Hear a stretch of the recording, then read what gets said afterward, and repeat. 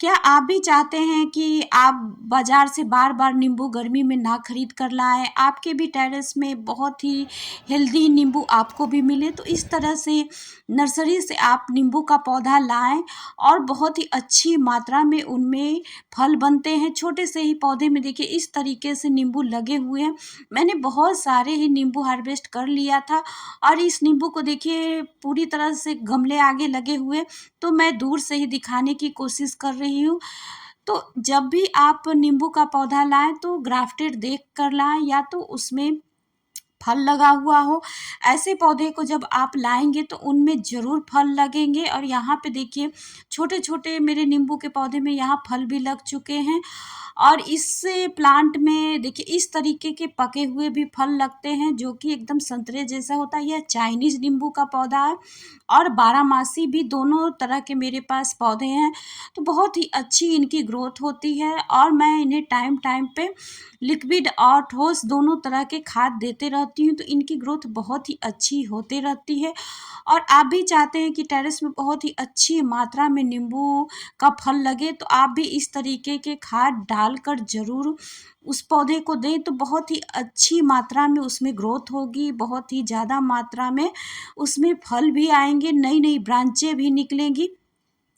छोटे-छोटे कंटेनर में मैंने नींबू के पौधे को लगा रखा है। देखिए यहाँ पे इस नींबू के पौधे में अभी फूल भी नहीं आए हैं, तो इसको जब मैं इस तरीके के खाद डाल दूँगी तो 1 सप्ताह के बाद ही इसमें फ्लावरिंग होनी शुरू हो जाएगी। तो कौन-सा मैं खाद डाल रही हूँ अपने पौधे को, आप पूरा वीडियो ज़रूर देखिएगा। बहुत ही अच्छा खाद है और बहुत ही फ्री का ही खाद है। आप अपने किचन में बहुत सारे ऐसे खादों का उपयोग करके अपने पौधे को बहुत ही आसानी से ग्रो कर सकते हैं।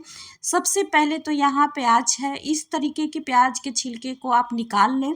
बहुत ही आसानी से हमारे घरों में इस्तेमाल होने वाला प्याज है, तो उनके छिलकों को इस तरह से इकट्ठा कर लें और मैंने इनको 1 दिन पहले पानी में डाल दिया था, तो इस तरीके से देखिए जितने भी पोषक तत्व होते हैं, पानी में घुल जाते हैं और प्याज के छिलके पूरी तरह से नीचे चले जाते हैं।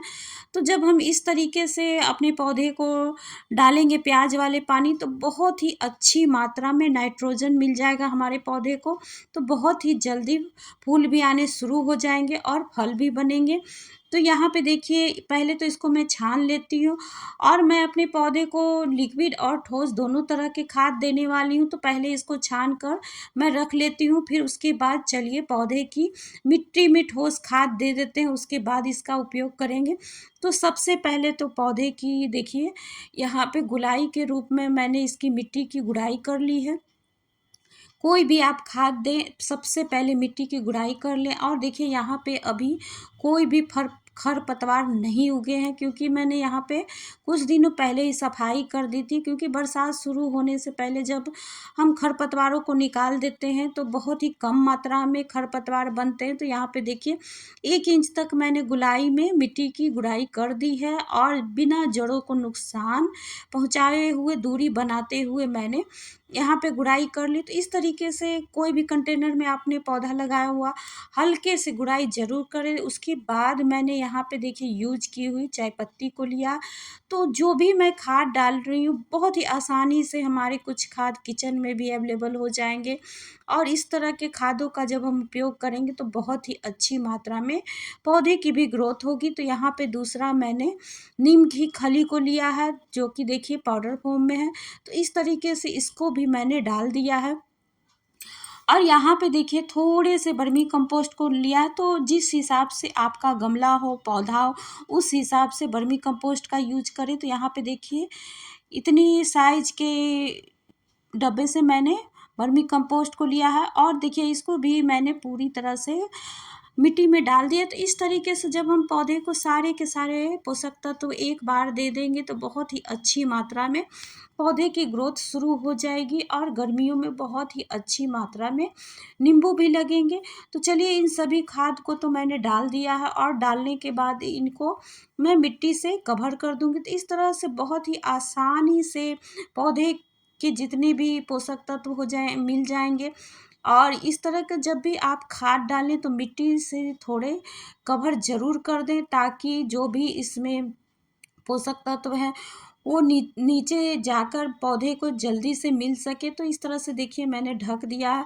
और चलिए पानी का यूज करना है तो उसके में बहुत ही जादुई तरीके का यह ह्यूमिक एसिड है, जो कि नींबू के पौधे में या किसी भी पौधे में जब इसका उपयोग करेंगे और जब इसकी जड़ों में हम डालेंगे तो बहुत ही अधिक मात्रा में यह जड़ों को हेल्दी बनाता है, और जो भी पोषक तत्व हम डालेंगे उसको बहुत ही तेज से अवशोषित करने में मदद करता है, जिसकी वजह से पौधे की ग्रोथ बहुत ही तेजी से होता है।